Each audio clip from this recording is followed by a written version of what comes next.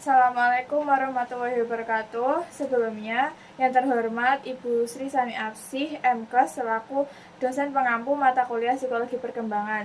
Sebelumnya perkenalkan, nama saya Bin Asan Nadia dari rombel E dengan nomor absen 29.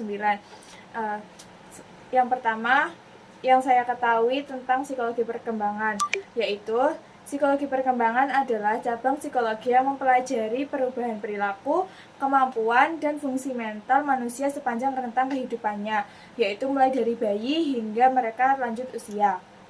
Yang kedua adalah ruang lingkupnya, meliputi perkembangan fisik, perkembangan kognitif atau intelektual, sosial, emosional, moral, bahasa, dan kepribadian.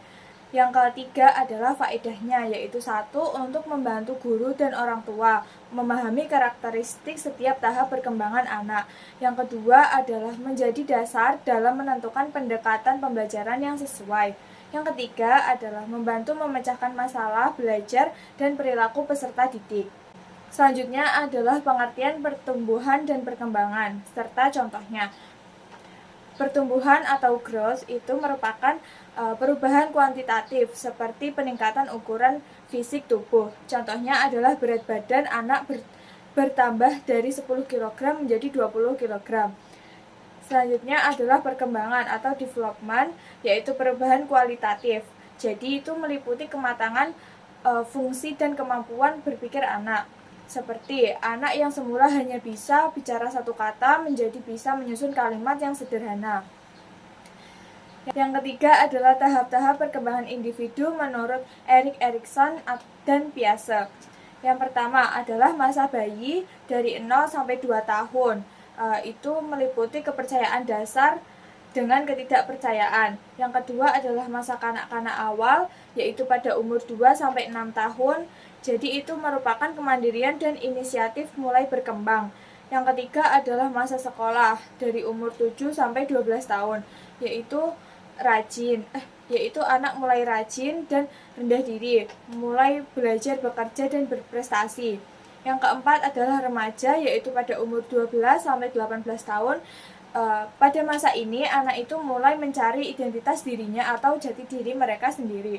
Yang kelima, yaitu adalah dewasa awal sampai lanjut. Ini merupakan tanggung jawab, kemandirian, dan pengalaman hidup mereka sendiri. Keempat adalah konsep kecerdasan. Konsep kecerdasan ini adalah kemampuan seseorang untuk belajar dari pengalaman, menyesuaikan diri dengan lingkungan, dan menggunakan pengetahuan untuk memecahkan masalah. Menurut Howard Gardner, kecerdasan bersifat majemuk atau multiple intelligence, yaitu meliputi linguistik, logika matematika, musikal, kinestetik, visual spasial, interpersonal, intrapersonal, naturalis, dan eksistensial. Yang kelima adalah perkembangan kognitif dan bahasa. Kognitif menurut Piaget. Kognitif menurut Piaget ada 4, yaitu yang pertama adalah sensorik motorik, yaitu pada umur 0 sampai 2 tahun. Ini anak sedang mulai mengenal dunia melalui panca inderanya. Yang kedua adalah praoperasional, pada umur 2 sampai 7 tahun.